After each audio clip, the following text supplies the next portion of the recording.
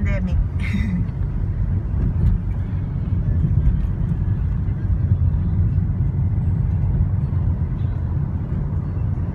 See, old buildings, old Manila.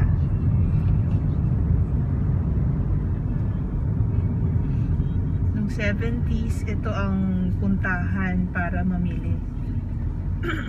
Ang Makati noon hindi pa masyadong go-to place, wala pang mga SM malls nung panahon na yun. FEU. Yan ang pinagawa ni Henry C. because that's where he studied during college, but he wasn't able to graduate because he was busy building his business. I think hanggang second year college lang siya sa FEU. Pero he gave back. Here. May isang building dito na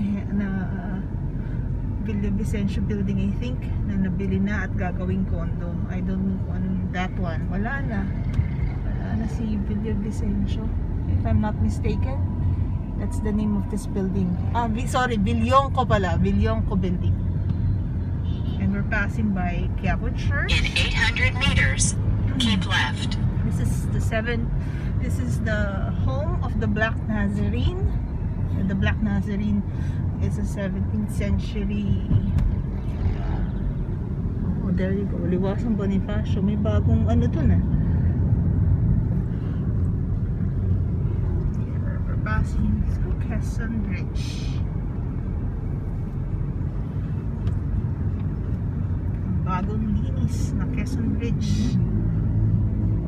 Wala nang mierda. Ito daw dalawang poste niyan. Diyan sa ilalim maraming mierda nung araw. And at your left you can see part of the Arroceros Park.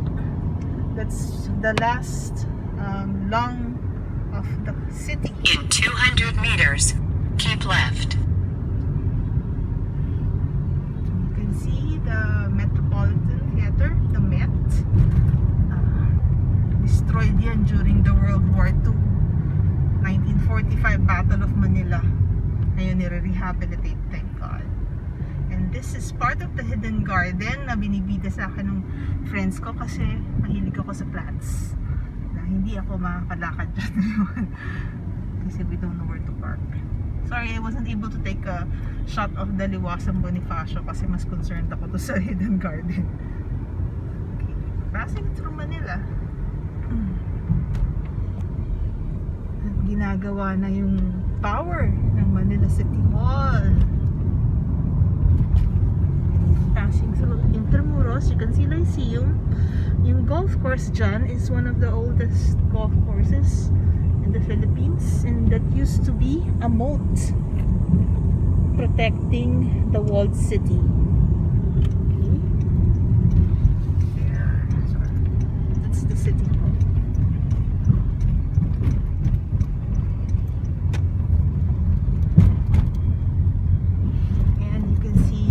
Underpass ngayon, ganda na, puro plants, ganda na dyan sa ilalim. You can see also Lagos-Nilad. Ang laki ng nilinis ng Maynila. And still meron pa rin mga at your left is the National Museum, the main.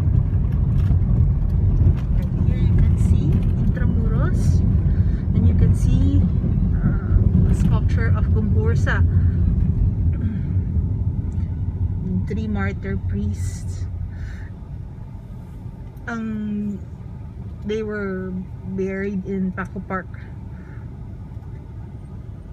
And you can still see the landmark there.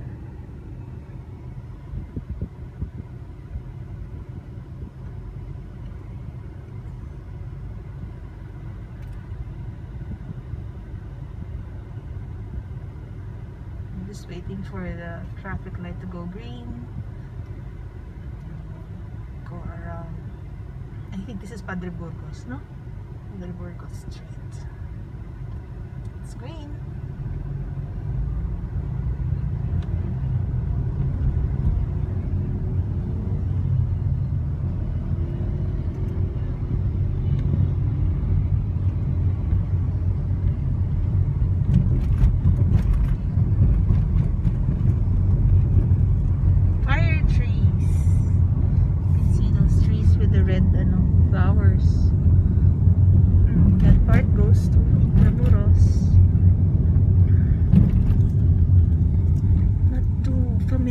sino tong statue na to? Juan Luna, I guess. May marker eh.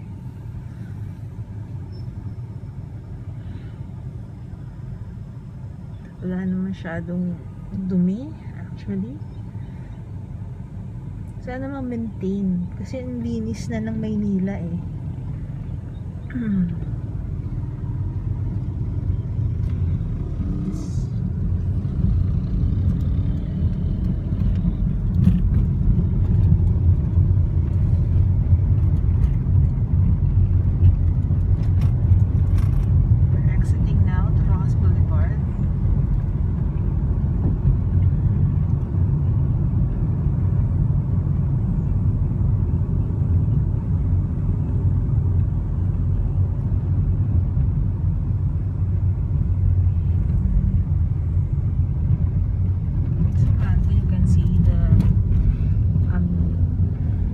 Of Ninoy and Cory right across Manila Hotel.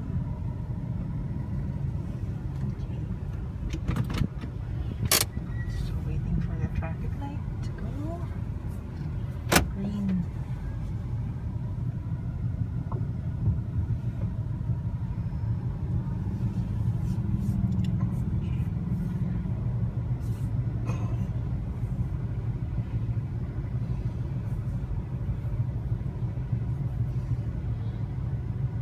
See lots of cyclists going around. It's only 7:43 in the morning, kaya marami pang nag-exercise.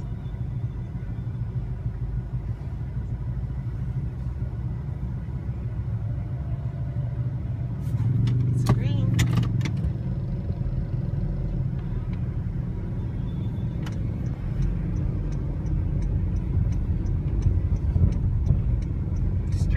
To the Manila Bay, right goes to Intramuros, and left goes to the south.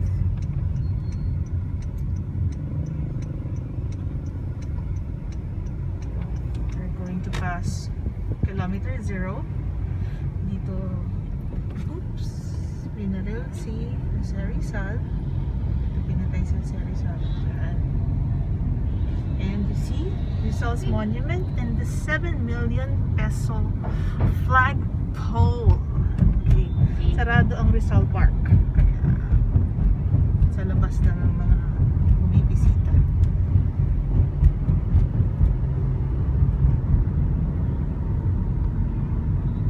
Manila. At your left you can see Luneta Hotel. And at your right is Rizal Hotel. Used to be the Army Navy Club. Colonial building, colonial hub ng mga Alta. You can see at my right is the US Embassy.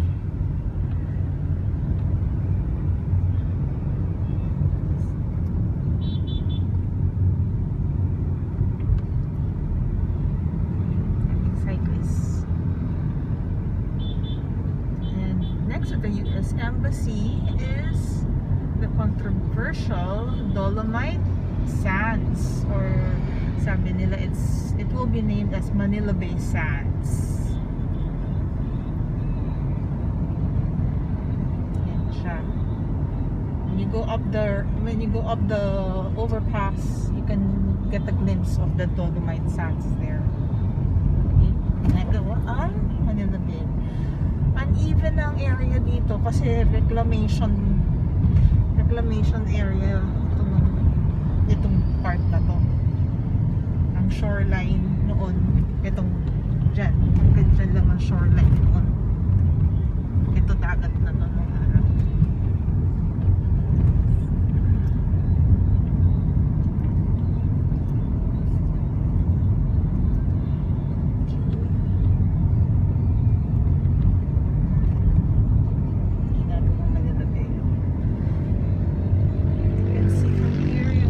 Boulevard used to be a Panlilio hotel back in the day. Hindi ko maalala kung anong pangalan nitong Grand Boulevard nung kabataan ko. Alam ko starting with the letter S. Raha Sulaiman Plaza, and you can see Aristocrat.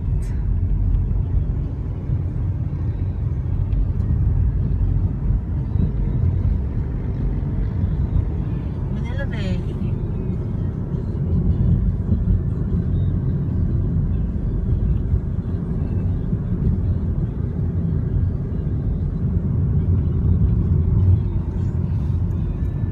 We're going to say bye-bye soon to Manila.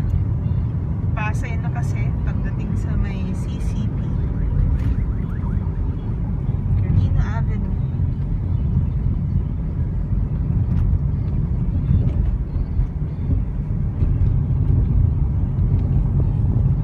Lots of things going on here. Yung nakikita yung building, that's a treatment plant. Kasi nung itong area ng Manila na to, maraming mahuli na palpak. Walang sewerage system. Diretso sa dagat ang tapo ng dirty water nila. Kaya nilagyan ng treatment plant. Ngayon,